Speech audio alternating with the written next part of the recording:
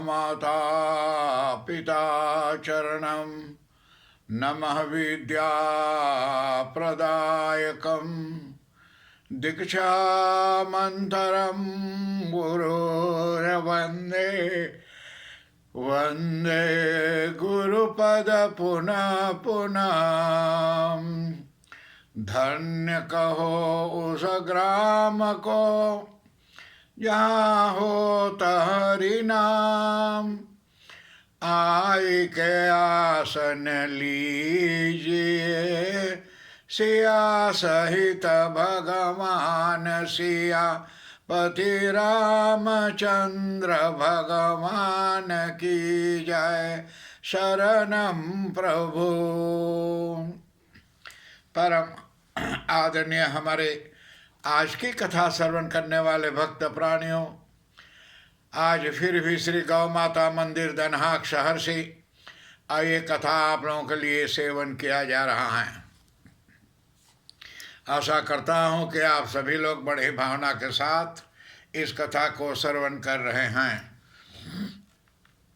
आज की कथा जो है तो उमा महेश्वर व्रत की कथा होने जा रही है, जिसको सुनने के लिए आप बहुत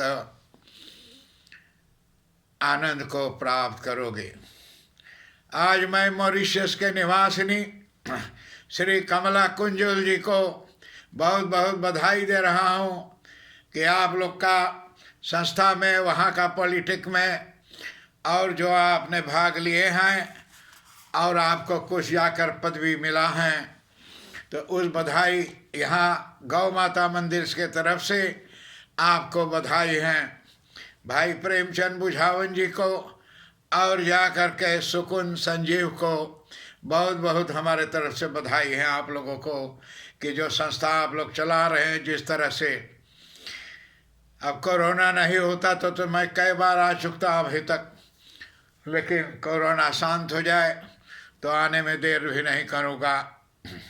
सूरीनाम देश में हमारे परिवारों जो हैं, हर एक को, मेरे बहन जो बेनीपुर एक में रहती हैं, चित्रा जी, आपको बहुत ही स्वागत है। और आज की कथा जो उमा महेश्वर का व्रत है, यह व्रत यानी भाद्रपद पूर्णिमा को किया जाता है। ये महीना जो है तो हर बरिस हर साल भाद्रपद की पूर्णिमा को यह पर्व मनाया जाता है, उमा महेश्वर व्रत। वैसे तो महादेवेश्वर भगवान शिव जी का और उमा जी की कथा तो रोज हम लोग मना सकते हैं, व्रत पूजन करने का रोज विधान है। लेकिन व्रत जो मनाना है तो भाद्रपद महीना का पूर्णमासी का ये व्रत मनाया जाता है। विधान ऐसे हैं कि स्नान कर जा कर के भगवान शंकर जी की प्रतिमा को स्थान करा के और बेलपत्र फूल आदि से पूजन करते तथा रात्रि को मंदिर में जागरण करना चाहिए। बेलपत्र अवश्य ही चाहिए, कारण माता पार्वती ने बेलपत्र खाकर कई हजार साल और जीवन को व्यतीत किए थे जब तप कर रही थी। पूजन के बाद यथाशक्ति ब्राह्मण को भोजन कराकर और दान दक्षिणा देकर व्रत का समापन यानी करना चाहिए कि ब्राह्मणों को दक्षिणा दें, भोजन करावें। और आजकल हम लोग मंदिर भी जाइला तो मंदिरों में एक पंडित के ब्राह्मण के लोग ना सोचिला कि घर से एगो सिद्धा निकाली ले चली ब्राह्मण के दे दी पंडित के, कारण ब्राह्मण के पास वो शक्ति है अन्य देवताओं को आवाहन करने का। तो इससे हम लोग जरूर जाकर भगवान से ध्यान धरें। और इस व्रत का उल्लेख जो है सो मत्स्य पुराण में मिलता है। जो मत्स्य पुराण है, आधा मछली आधा मनुष्य, ये जा करके ये भगवान के अवतार में और उसके पुराण में ये कथा आती है कि 12 महर्षि कहा जाता है कि एक बार महर्षि दुर्वासा शंकर जी के दर्शन करके लौट रहे थे। दुर्वासा ऋषि जो हैं तो शंकर भगवान के दर्शन करके मंदिर से एक बार लौट रहे थे वापस घर की तरफ। मार्ग में उनकी भेंट यानी विष्णु जी से हो गई। रास्ता में विष्णु भगवान भेटा गए। अब महर्षि ने शंकर द्वारा दी गई और यानी बिलपत्र की माला विष्णु जी को दे दिया। शिव जी ने जो माला बेलपत्र का था वो विष्णु भगवान को दे दी। विष्णु भगवान ने उस माला को स्वयं गले में न पहनकर और गरुड़ जी के गले में डाल दी। भगवान अपने गले में न पहरिन विष्णु भगवान, लेकिन गरुड़ जी के गले में वो माला को डाल दिए। इससे दुर्वासा क्रोधित होकर के बोले कि तुमने शंकर का अपमान किया है और इसी से तुम्हारे पास से और लक्ष्मी जो है सो चली जाएगी। तो विष्णु भगवान को जाकर कही। दुर्वासा ऋषि ने अक्रोध होकर कहा कि ये तूने मेरा शंकर भगवान के अपमान किया है, कारण कि शंकर भगवान की माला थी और उन्होंने दिया जा करके राजा को, और उसने जाकर माला विष्णु को डाल दिया। विष्णु भगवान ने जाकर गरुड़ जी के गले में डाल दी। इससे कहता है कि लक्ष्मी तेरे घर से नाराज होकर चले जाएगी। क्षीर सागर से भी हाथ धोना पड़ेगा। विष्णु भगवान को श्राप देते हैं कि क्षीर सागर जहाँ विष्णु भगवान चयन करते हैं, आराम करते हैं, विश्राम करते हैं, वो भी बोले हाथ धोना पड़ेगा।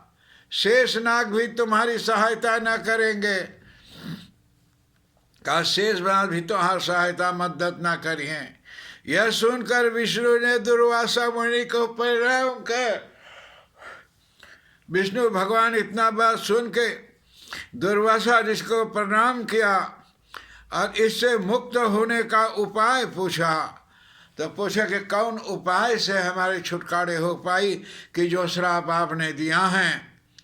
दुर्वासा ऋषि ने बताया कि उमा महेश्वर का व्रत करो और तभी तुम्हें ये वस्तुएं जाने मिलेगी।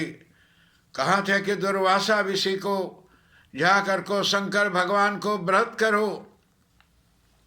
भाद्र मास के शुक्ल पक्ष के पूर्णिमा के दिन तभी तुम्हारे वस्तु जाकर तुम्हारे हाथ मिलेगी, नहीं वस्तु तुम्हारा वापस नहीं मिलेगा, सब चला जाएगा।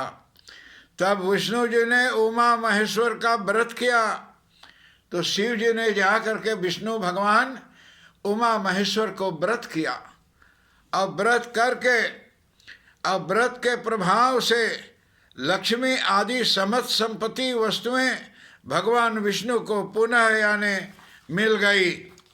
तब पुनः जा करके वो सब मिल गई और इसी से जा करके और भगवान विष्णु ने इस प्रकार से व्रत किया। तो आदरणीय, अगर हमार कोई बड़े लोग कुछ हम लोग को कहें तो हम लोग उस बातों को माने। और ये पुस्तक में ग्रंथों में जो लिखा है कि व्रत करना चाहिए, उमा महेश्वर की व्रत, गिरिराज की कुमार, जितना व्रत कथा मैं कहते आता हूँ, ये कोई बेकार की ये सब कथा नहीं, खिस्सा कहानी लिखी है। ये सब विशेष जानकारी बात लिखे हैं जिसे हम जानकर समझ सकें कि हमारे धर्म में क्या बताई गई हैं। अगले बार की कथा में आप गौ गिरिराज का व्रत को सुनोगे कि गौ गिरिराज क्या है और कब मनाया जाएगा।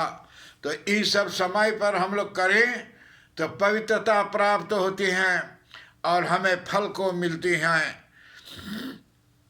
हमारे दुनिया भर का मित्रों, दोस्तों, और ख़ास करके जयपुर में और जाकर पूजा जी को कह रहा हूँ कि मैं सबकी तैयारी कर चुका हूँ और सामान जो बाकी पैसे भेज रहा हूँ, और तुम ज़मीन को लिखवाओ, जगह ज़मीन अपने नाम पर, अपने दोनों बच्चों को, और मैं कोरोना को शांत होते हुए मैं आ जाता हूँ आपके पास और फिर मिलेंगे और भारत में जितने लोग हैं हर एक को मेरा कोटान प्रणाम आशीर्वाद प्राप्त हो।